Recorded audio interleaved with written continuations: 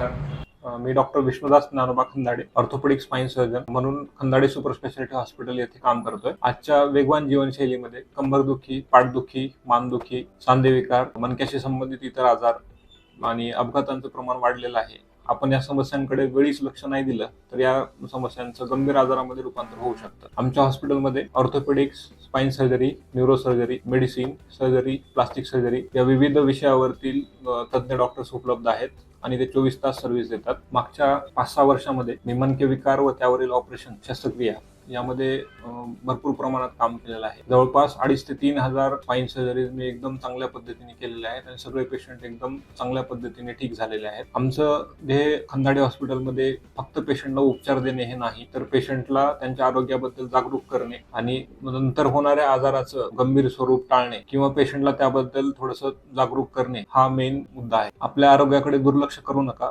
डॉक्टरांचा वेळेत सल्ला घ्या आणि होणाऱ्या गंभीर आजाराचं स्वरूप टाळा आणि निरोगी राहा.